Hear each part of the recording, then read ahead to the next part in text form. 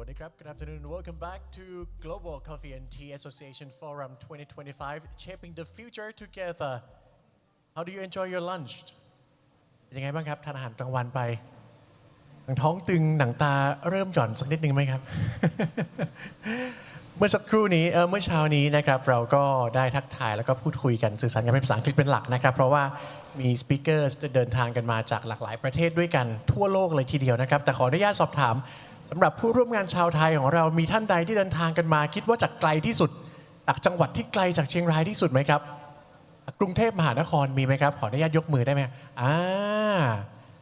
เลยกรุงเทพมหานครไปทางใต้มีไหมครับบุรีประจวบคีรีขันธ์จากจังหวัดไหนครับขออนุญาตครับนครศรีธรรมราชโอ้โหน่าจะเป็นแหล่งปลูกกาแฟเอาว่าสนใจเรื่องไหนเป็นพิเศษนะฮะชานะครับมีไกลกว่านครศรีธรรมราชไหมครับโซนอีสานมีไหมครับ anyone who's from the northeast of Thailand alright โซนอีสานยังไม่มีใช่ไหมครับครับผมแต่ว่าทางนี้ก็ต้องอู้เป็นกำเมืองนะครับผมว่ายินดีหญิงแล้วแค่แก้วมาเยือนนะครับผม alright ladies and gentlemen welcome back once again and we hope you enjoy your lunch and also the days follow and the program follows as well this morning we've got our remarkable speakers coming all the way from many continents, many countries around the world, where this afternoon we'll be deep diving into more details of information of especially coffee and tea in the region. And I mean in Southeast Asia especially. Well, starting from the first session this afternoon with the topic of growing change together, collaborative sustainability in Doi Thung's coffee ecosystem. And we are very privileged to have Mae Pha Luang Foundation under Royal Patronage Thailand, Ms. Sithi Nadda Papawasit. She is the experienced project manager within 6 years at Mae Pha Luang Foundation, leading policy planning and implementation for Doi Thung coffee value chain and climate-related initiatives. Former policy consultant on government's project related to disaster management and climate change. Wow, strong skills in policy development and practical project execution. Ladies and gentlemen, once again a big round of applause to welcome Ms. Sithi Nadda Papawasit to the stage. And now the floor is yours. Thank you. Good afternoon, everyone. I think you guys have already eaten some lunch, and you may probably feel asleep, but please keep your eyes open. So this afternoon, we will be sharing our experiences in growing coffee, but not only as the tree that we grow under the forest. Coffee is actually one of the tools that drive our organization toward more sustainability. So the topic I was actually asked to share is growing change together in collaborative ecosystem. So I will be sharing my experiences in working with the organization for 6 years. It will walk you through how we've been working with the local farmers and how we're actually moving toward more sustainability. So before going to detail about coffee, I would like to actually give you some brief information on where we are. So we are actually the foundation that works directly with local people. We begin with working in Chiang Rai province, where we are right now. So I am actually honored to actually represent Chiang Rai province as well. So we are actually located next to Myanmar border, and we work with 6 local hill tribes of people. It's actually around 15 hectares where we're actually working with people.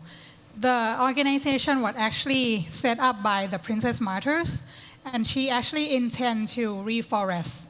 The land where we have been working will actually grow some opium. You may have heard that we also had a lot of problem with shifting cultivations. So growing forest alone wouldn't help people to moving toward more sustainability. So we provide job opportunity towards many activity as well. So coffee was one of that. And this picture actually shows you how we transform the land from what I mentioned earlier. It was like this orange land, like growing opium, and there are so many fighting over like land uses. And then over the past 3 decades, we have transformed this kind of land. It's actually took at the same locations, and it's right now is very green, like full with forests. And you can also see that it's not only forests. We design like how we actually located the residential area, the economic forest places. in coexisted with the conservation forest as well. So our achievement has been very successful through coffee growing. So I would like to emphasize again that coffee for us is not actually the drink in the cup. It's actually one of the tools that we transform livelihoods of people. So this is what we have been achieved so far. You can see on your right-hand side that the economic forest was actually assigned to only 10% out of the total area. And the conservation forest is like more than 70%. Before that, it used to be like shifting cultivation more than 50%, and economic forest was like even less than 5%. So what we do is we are not only plant the tree, but we also support them with some economic forests. And we also have some of the residential areas still, which consists with 29 villages in the area. And this is where all the coffee plantations are actually located in our area. It's all in like green colors in the map.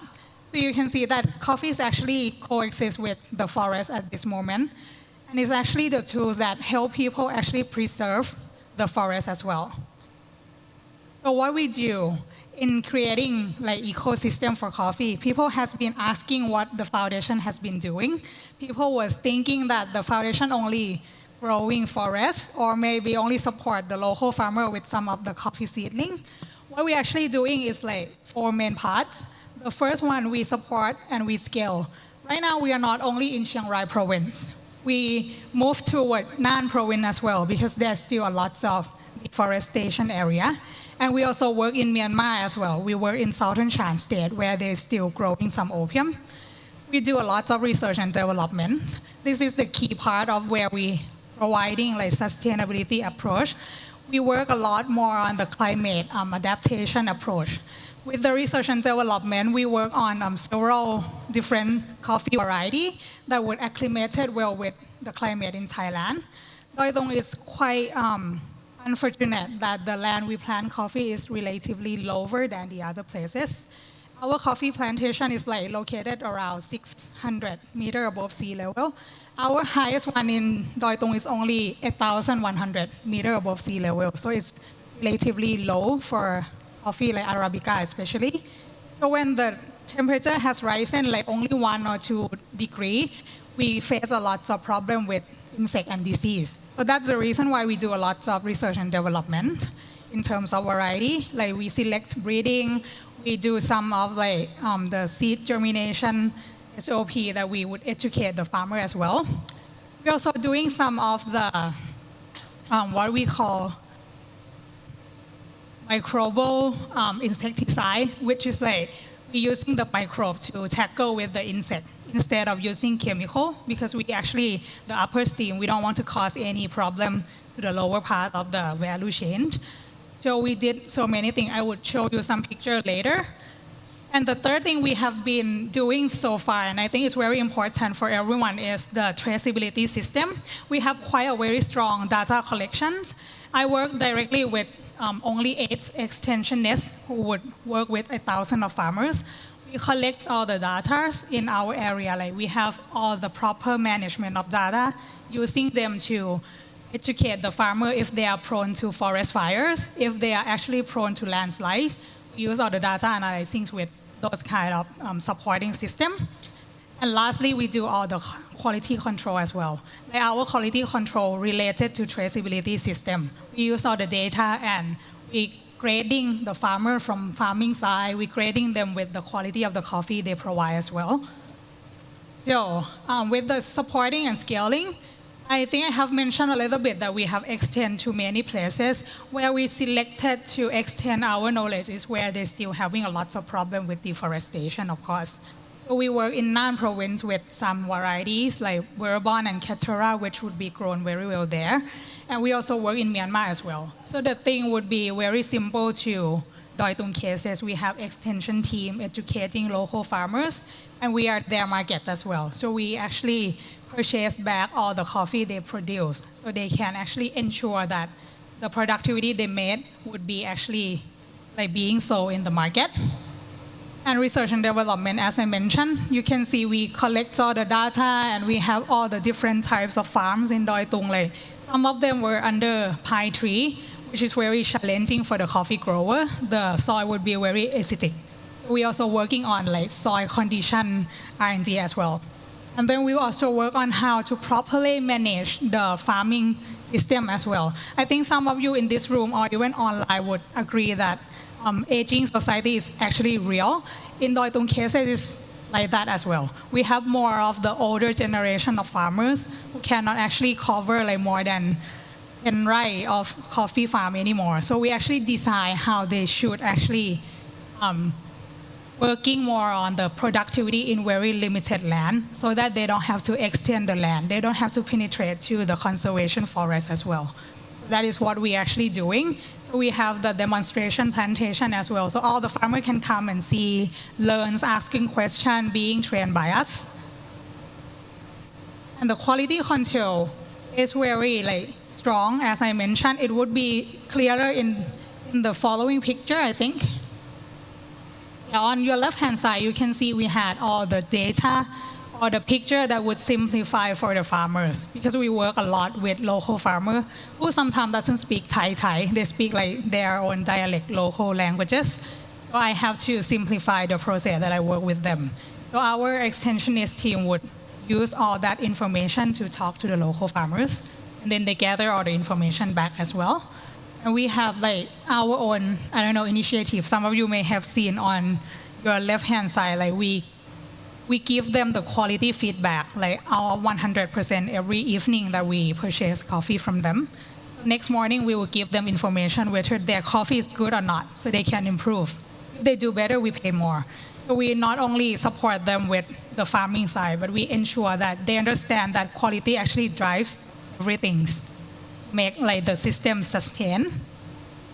And also, of course, talking about sustainability, with our coffee processing process, we work a lot on reducing water throughout the processing methods, and we use all the waste that we had along the coffee value chain. Some of you may have heard about the fertilizer that is made from the cherry pulp. We do that as well. And we are still working a lot on recalling back our capsule packaging, because we sell lots of capsules as well. And our customer actually understand that.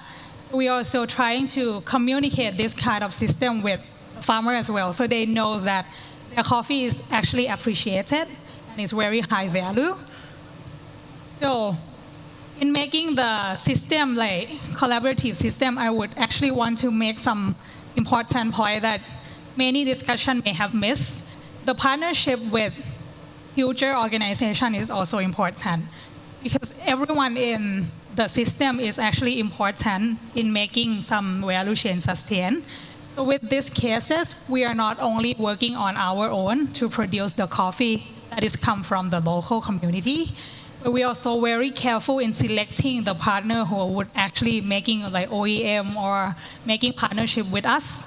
The partner that we work with are actually having the same share value, who actually want to support local farmers, who actually value the sustainability. And we do a lot of research and development in product as well with our partner. And the other thing we have been trying to work on so far is on your right-hand side. We also evaluate ourselves as well in terms of the carbon footprint. I think some of you have heard this terminology already. The coffee value chain is one of the value chain that actually producing a lot of carbon emissions. So we as the organization also evaluate ourselves a lot so that we can know where we actually need to take care of, for example, fertilizer, logistic, that actually contribute a lot of carbon emission. So right now we are moving toward more of the sustainable ways of approaching. So we work more on microbe to improve the soil so that we can reduce the chemical fertilizer. We work on setting up the cooperative for the local farmers so they don't have to commute a lot in shipping the coffee for us. So that would help reducing some of the carbon emission as well. So not only growing coffee, we work throughout the value chain. And I would like to give my final statement that everyone in this room and everyone, even online, or everyone in value chain can contribute to this kind of ecosystem as well. You can choose the more eco-friendly product. You can actually support the local farmer who actually wants you to do better on this. You can actually choose the process of the coffee that you are actually drinking. Like everyone can be a part of the sustainability ecosystem as well. Thank you. Thank you very much, and a big round of applause, please. Thank you for sharing with us, Ms. Sithi Natta Papawasit from Ma Fa Luang Foundation under the Royal Patronage, Thailand. All right, ladies and gentlemen, we've got a feedback from our participants, especially those who wish to enter and also access to the presentation of our remarkable speakers. So the QR code provided for you, thanks for your attention and for your feedback as well, that we've got a technical issues regarding on scanning the QR code and access to the information provided for you. So we provide another new QR code for you to scan. So you can just simply scan this QR code if you wish to access to the presentation or the paper of the speakers shared with you previously and also to be shared this afternoon as well. Or you can just simply take photograph of the QR code the moment before we proceed further for another crucial session. Because when we think of Singapore, we often comes to mind its status as a leading financial and trading hub. But beyond the skyline and business suits lies a vibrant and growing coffee and tea culture. Today we're honored to welcome speaker who will take us into the unexpected yet exciting world, sharing how Singapore is positioning itself as a global coffee hub and the opportunities and partnerships that lie ahead in this dynamic industry as well. Ladies and gentlemen, please join me in welcoming Mr. Fadli Effandi from Singapore Coffee Association. And we also, a little reminder that we also, if those who have the Q&A session to ask our remarkable speaker at the very end of the presentation, you're also welcome as well. So, Mr. Effandi, over to you at the moment. Good afternoon, ladies and gentlemen. Firstly, I would like to thank the organization, the university, for inviting me for this talk. So, the topic that was given to me for me to share was to shape the future, and unfortunately, I don't have a crystal ball to see what the future of coffee is going to be like. On top of that, when you think of Singapore, we have no land, we don't grow coffee, we drink coffee. So it puts me in a very unique perspective, and it gives me a little bit of trouble to put into words what the future is going to be like.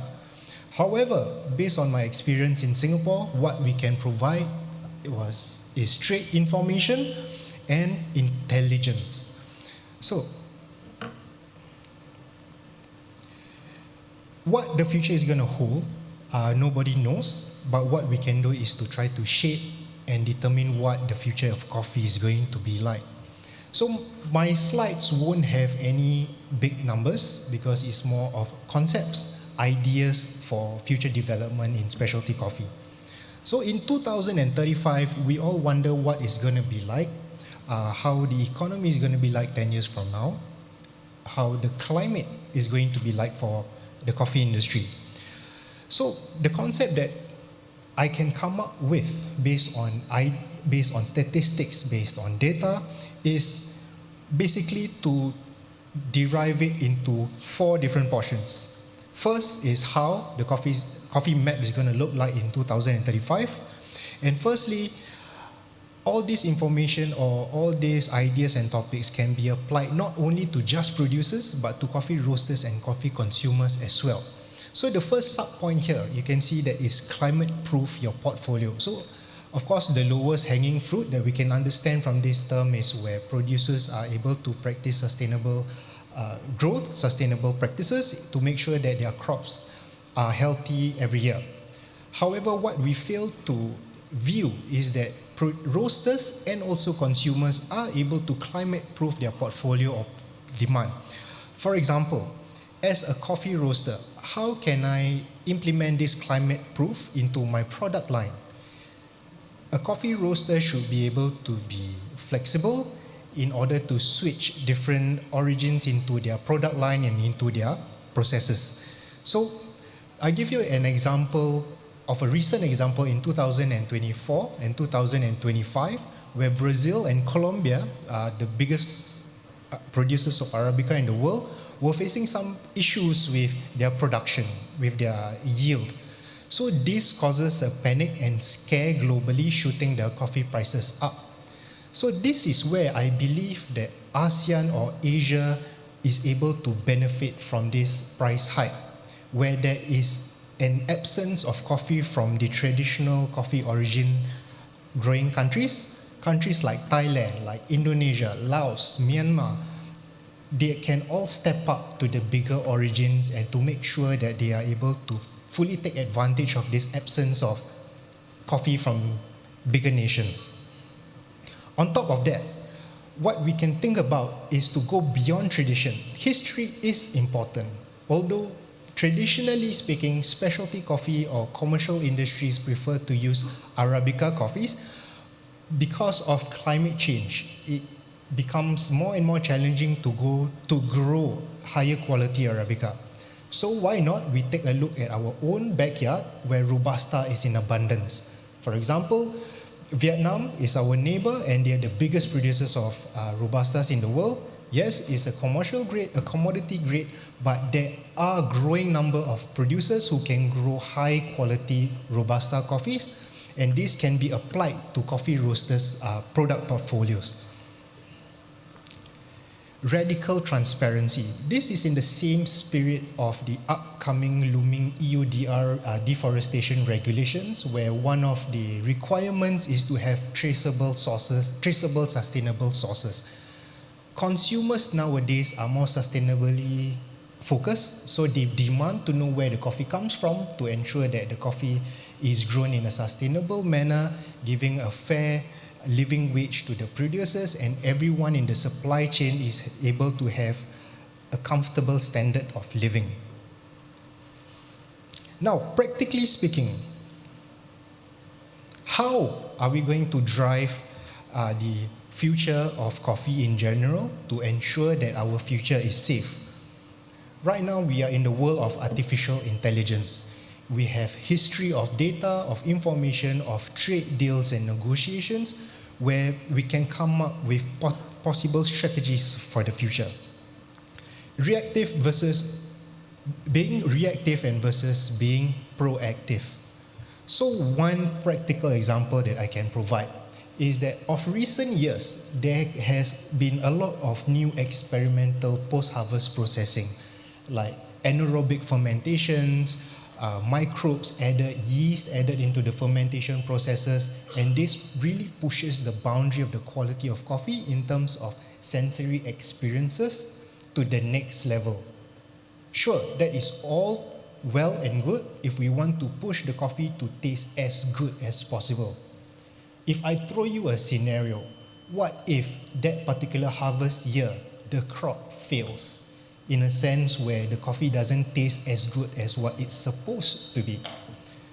So being proactive in this sense means that as a new age producer, we are able to apply the techniques of the anaerobic fermentations or the experimental fermentations into a lower quality yield to push the boundary to its maximum in order to fetch the best prices for the producers all around Asia. So that is just one of the examples of being proactive versus being reactive. Crisis drills. Earlier, I gave an example on how Brazil and Colombia had failed crops in 2024, 2025, creating a vacuum of demand that cannot be fulfilled by these giant nations. So, what does this crisis drill mean? That if countries or coffee growing countries in Asia is able to position themselves to be a competitive coffee producing country globally, they can easily step up and fulfill these global requirements for consumers. So yes, there are bigger countries in Asia where they grow more coffee, for example in Indonesia, in Vietnam, So I strongly, fundamentally believe that Thailand has great coffee to show to the world. The problem is we don't have enough coffee in Thailand to put the name of great coffee from Thailand out there in the world. So this is just one of the many factors that we need, or the key items that we need to identify and to solve to make sure that by 2035, Thailand is in the world coffee map as a good coffee producing country. Branding, similar to tea, where Indonesia just yesterday recently came up with their new brand as geographical indications. Thailand, in a small community globally, has an existing brand and existing demand where people know that coffee coming out from Thailand is actually really good. But we need to step up the efforts in terms of marketing globally to make sure that coffee from Thailand, coffee from Asia can match with bigger origins like Ethiopia, Kenya, Brazil, Colombia, you name it. I have personally come across coffees that can easily match up to these countries. Fast fail lab. So what this means is that it relates back to our reactive and proactivity point. We need to be able to do our homework first before we can talk about the next 10 years. So this is where collaboration with universities, with institutes, with coffee roasters, with coffee traders, with everyone in the supply chain is of utmost importance to know what can or cannot be done in order to protect our future coffee industry in Asia. Pricing under pressure. So the next controversial point that has been going around as old as time is about living wages, a sustainable cost of living. So the question here is, every country has a different definition of what is a fair wage. So each nation in the world needs to be able to answer this question. If someone comes up to me and say, Fat, what is a fair wage? What is a fair cost of living in a certain country? I don't have an answer for you. Each country has to come up with its own numbers in order to justify the pricing strategy that can make them competitive on the global market. So right now, as the younger generations tend to be more sensitive towards sustainability, towards human rights, this becomes more and more important. Yes, cost of goods is important as a business, but cost of living for producers far outweighs the importance. Roast shop pop-up economy. What this means is that more and more we see tiny, micro, nano companies popping up all over the industry, from 5 to 10 bag of coffee users per month to 20 to 100 tons of coffee users per month. If we look at history, if we look at the past 10, 15 years, the number of small companies is negligible. But if we add up all these numbers, it can create a very big difference to the lives of producers where they can ship their coffee to and who can use their products. So again, this is about identifying where your coffee can be marketed. I am a strong believer that all coffee has a home, be it whether from a failed crop or to an excellent crop. Every coffee has a home. This is where coffee producing countries need to communicate with coffee consuming countries in order to identify the value where your coffee can be most appreciated. So coming from Singapore as a global trading hub, I have the pleasure and the privilege to be able to identify these gaps in value supply chain as a coffee trading hub in Singapore. So my point is we have to be open about communication, about transparency throughout the supply chain in order for us to secure our future in coffee. Zero waste cafe practices has been covered in tea and in previous presentations. So this is pretty self-explanatory. Companies are now being more and more sustainable. They want to reduce, reuse, and recycle products. So if we can fully implement throughout the supply chain zero waste cafes, lesser carbon emissions or negative carbon emissions, this can secure our future in the coffee industry. Coffee culture tourism, this is something that we can learn from tea tourism, because there are more tea tourism than coffee tourism. I take reference from one of the producers or one of the farmers in Mexico that I had the privilege to visit. Every year during harvest season, they get to work to produce the coffee, to harvest, and at the same time, they are attracting a crowd of tourists from around the region to get them involved in the harvesting and the processing of the coffee. So this creates a very romantic relationship between the consumers and the producers. And this created a long-term impact, long-term relationship that gives a place in their heart for the consumers. So based on this experience is something that I would highly recommend we look into in order to secure our future in the coffee industry. And this relates back to our hyper-personalized subscriptions. As a consumer myself, if I have a relationship with one certain producer, every year I would want to buy coffee from this person again and again and again, strengthening our relationship. So this is the spirit of hyper-personalized subscriptions, something that is a little bit deeper than direct trade sourcing. So that's the 20 minutes that I have.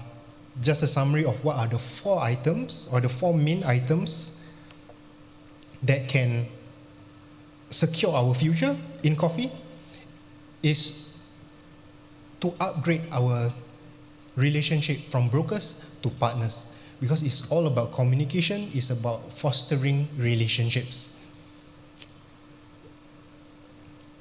Thank you. Thank you very much. Anyone has any question? All right. Thank you very much, Mr. Fandi, for sharing with us Singapore's global coffee hub opportunities and partnerships ahead. Thank you very much. And a big round of applause once again, ladies and gentlemen. All right, ladies and gentlemen, we're moving on to another guest speaker, remarkable guest speaker from Indonesia. So what I could say about our next speaker is that he is a jack of all trades. He is a profession in architect and coffee professional, to residential and interior, architecture designer, project management and creative directions, and he happens to be coffee event organization, community building and specialty coffee education as well. And I'm talking about Mr. Andi Wijaya, who will be sharing with us the Special Coffee Association in Indonesia. Please welcome.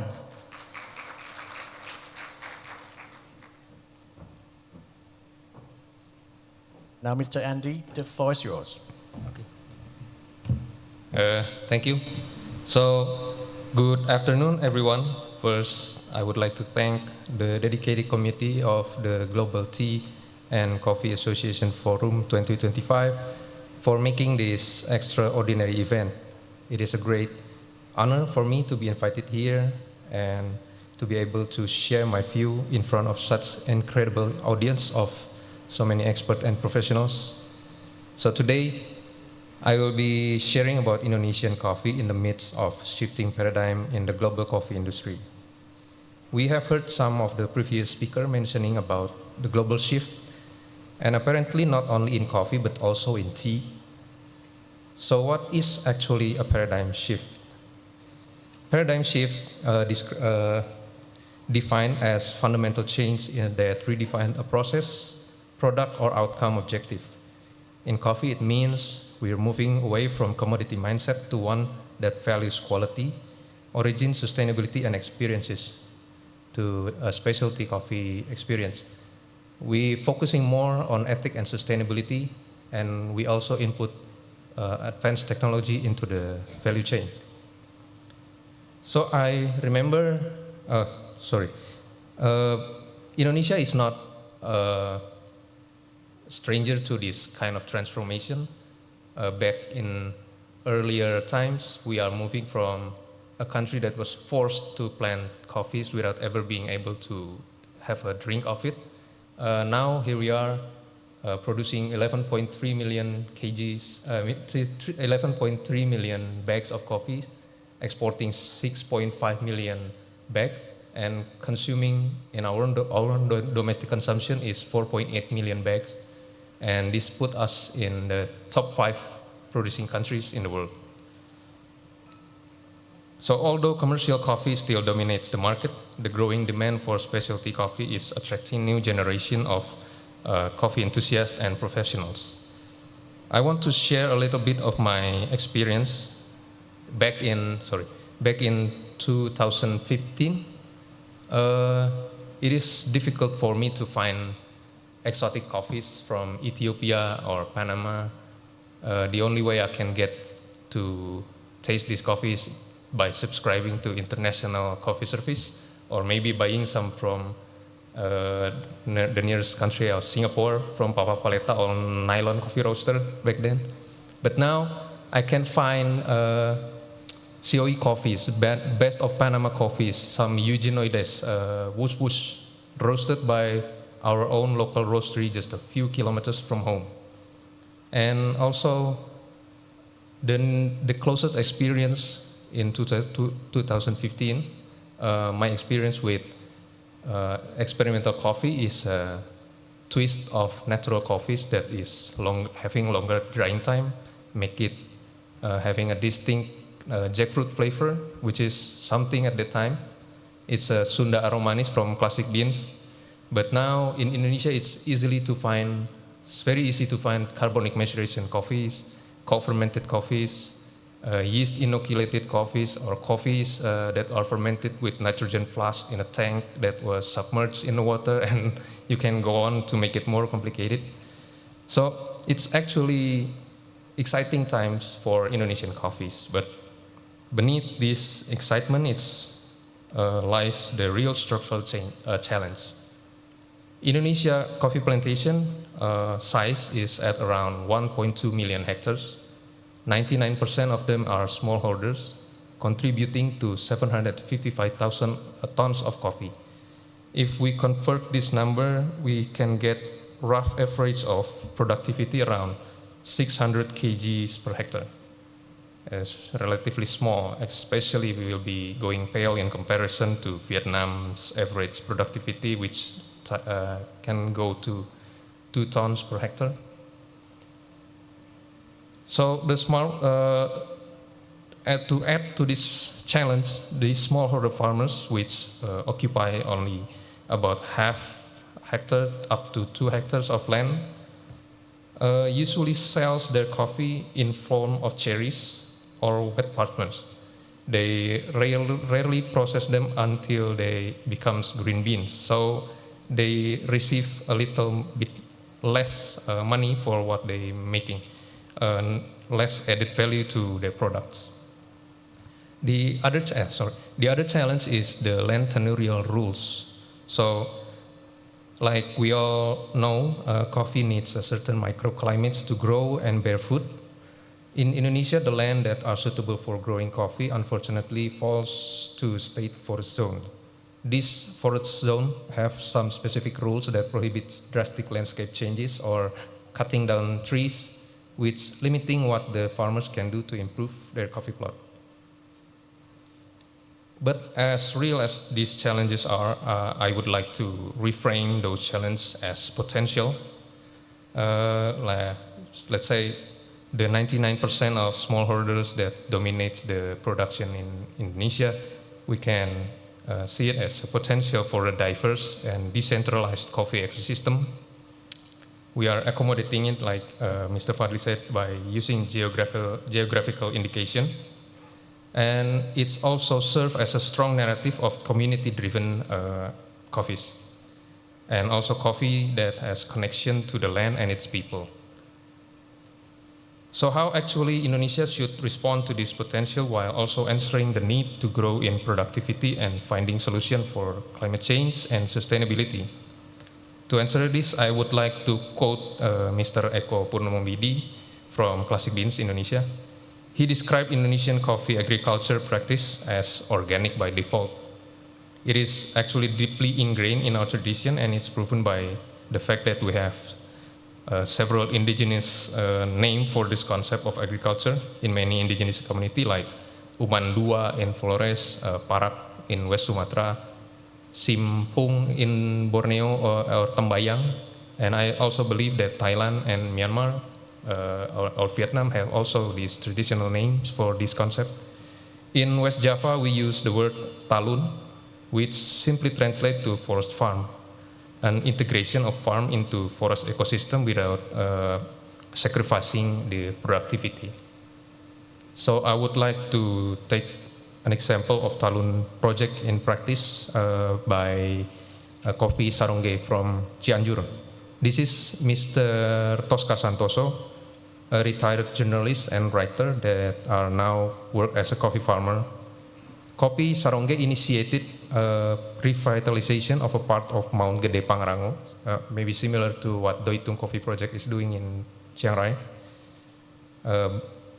They preferred a clear path of Mount Gede Pangrango that were being used by the local people to plant vegetables. Using the Talun concept, Mr. Tosca encouraged the farmers to switch from vegetable to coffee.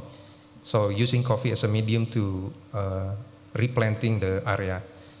Starting from 2012, and you can see from 12 years, it almost coming back to the original state. By using coffee, they didn't take away the income potential from the farmers, but actually add more available source of income like aren or palm sugar, jackfruit, avocados.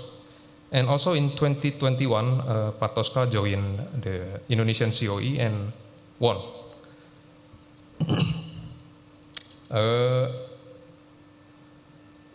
I have the recorded average productivity today from their collective farmer group is at around 500 kgs of cherries per hectare, very small.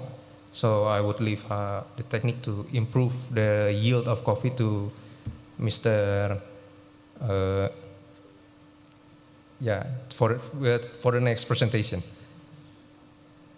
So the next one is about empowering the smallholders, like what Doitung Coffee Project have already done by gathering all the smallholders into one community.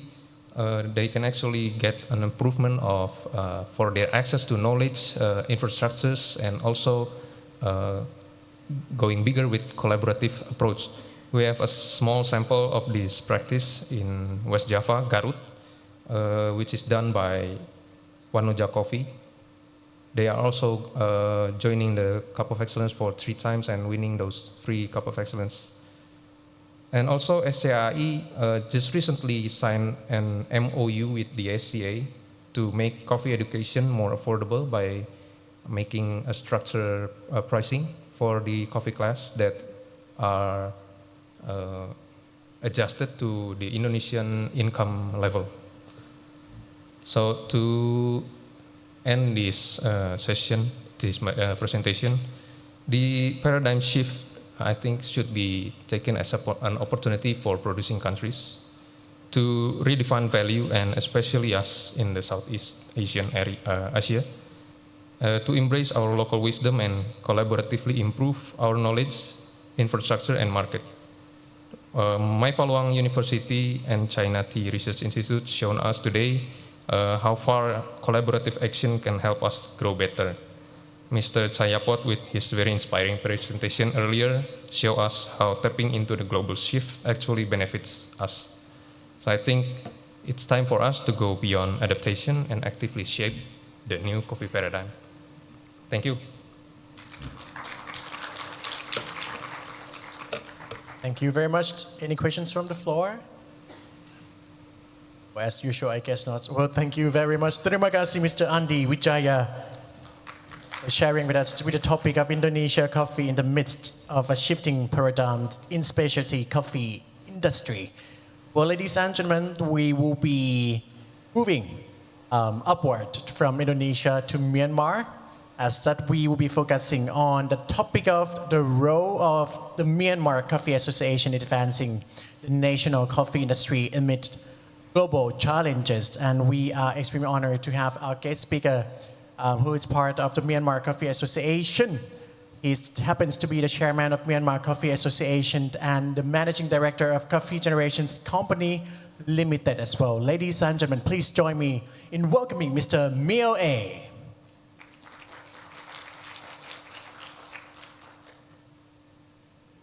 Welcome to the stage.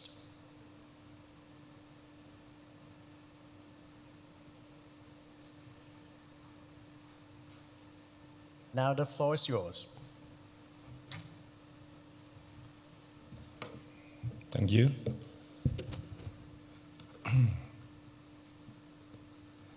Good morning, ladies and gentlemen. It's a great honor to speak here. The Global Coffee and Tea Association Forum 2025 here in beautiful Chiang Rai. And thank you very much for inviting me to speak here.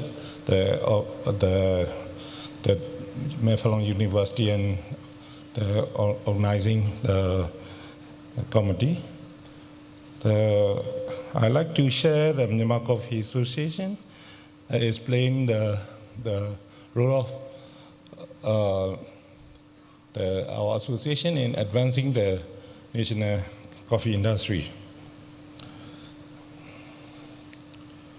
Here is our Myanmar coffee plantation in Chiang Rai, one of the big plantation in Myanmar. So most of our plantation, I think 85% of our Myanmar coffee plantation are under the shade tree. So our Myanmar Coffee Association is founded in 2014 to unify and represent the Myanmar coffee stakeholder, the farmers to producer, exporter, coffee, the roaster, and the researcher, all Myanmar stakeholders to represent all of our stakeholders. And then we promote sustainable growth, quality improvement, and market access. Contact farmers, processor, exporter, and researcher, and of course to support national and international collaborations. So we focus in the industry to drive in several key actions, organizing the training program certifications, holding coffee cupping competition and promotion, to recognize excellence and promote our coffee, building market linkage in domestically and international trade facilitations. Also, advocating for policy changes to benefit our producers and exporters. So let's talk about the quick snapshot of our coffee center. We have 38 acres of coffee production. Not so much annual coffee production is green coffee, 7,000, 9,000 tons. So mostly grown in around highland area, mostly in Shan State and also Mandalay region.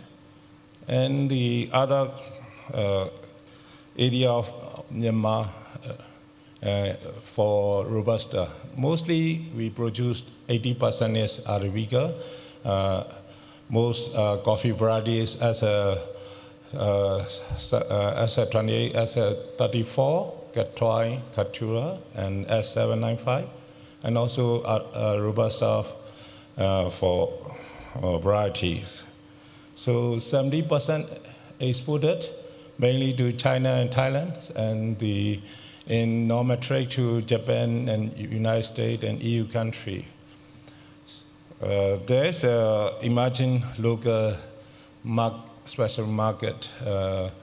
Like the other Asian country, ASEAN country, last time we are more likely to drink milk tea, but now in our domestic market also growing, but the challenges remained. Our Myanmar AC include the coffee belt, so topography and climate and soil is very good for coffee plantation, both Robusta and Arabica. For the time being, we are more in Arabica. We have a lot of land to calibrate. We only use very small portion of our land facility. So we have a great opportunity to coffee extensions. So, but like other global countries, we also facing climate change and challenges. So, like other countries, global warming, there's a climate change effect to the coffee production. We have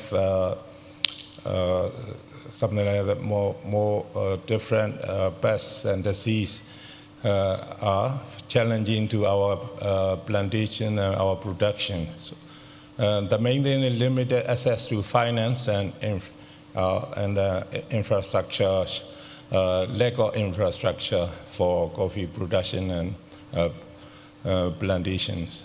But there's opportunity in every challenges. So we produce micro lot, but we can produce the higher quality with the support and collaboration with USAID and UNODC and many friends in globally and regionally, also from our association and government. So now the traceability of especially demand is uprising. Also, we have a regional cooperation and globally cooperation. So in our country also, the innovated fermentation, something like anaerobic and carbon maceration, and for the coffee processing. So what I said is local market growth is increasing. We have 50 million population, so look at demand also a very good opportunity for our farmers and producers. So this is our processing plant in Siam State, Penlang. So we have a strategy rules in mainly to capacity building, farmers training, and quality we doing quality improvement for coffee competition and other downstream competition, something like barista, brewing, something like that, and also food safety and processing technique. So we also, our association also to assure market development, we do trade show and participation in international show for branding, as well as the intellectual property rights, and we follow our friends nations, Indonesia and Thailand. We also doing for geographical indication of our Myanmar coffee. Also, we focus on the sustainability of agroforestry and organic practice. So we are mainly to policy advocacy to government and also to our stakeholder. So in export and finance and infrastructure support. So this is our farmers and facility in Myanmar. So Our vision and future strategy is to build resilient and high-value coffee industry in Myanmar, to also for coffee extension, for more coffee production. So developing cupping labs and traceability system, also promote sustainable farming and processing. Also, we leverage ASEAN cooperation for training and promotion. So we are also vision to establish institute, Myanmar Coffee Institute, to get a more higher professional and the educational trainings. So we need for climate smart and inclusive coffee development. So there's a collaboration academy, knowledge sharing, enable producer and processing, innovation, and for climate resilience, regional partnership and global partnerships for training program are welcome, and sensory labs and pharma free school. So we are challenging this infrastructure, so we need investment in sustainable infrastructure, especially eco-friendly drying and water-efficient washing station. Also, there's a collaboration promoting cross-border coffee tourism and agribusiness exchanges. So also exploring geographical indication, regional branding. So in conclusion, we are committed to shaping sustainable and inclusive coffee future. So we cannot do alone, so we like to welcome your coordination and collaboration is key to success. Together, coffee became a tool for development and peace. Thank you very much.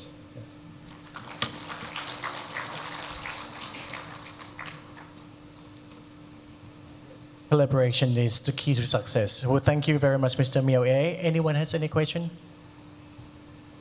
No? Thank you very much once again. Jisu Timbade. Khun krab. Well, ladies and gentlemen, it is now time for another short break for approximately around 15 minutes refreshment. We've got tea, coffee, and light snacks provided for you just in front of this convention hall, and you may take this chance to mingle and network to each other, and apart from that, to our remarkable, lovely sponsors, where I believe that we've got some special offerings prepared just for you, so you can visit different booths just outside this convention room. So we will be seeing each other in the next 15 minutes, which means that we will come back at 2:45. So now enjoy your break.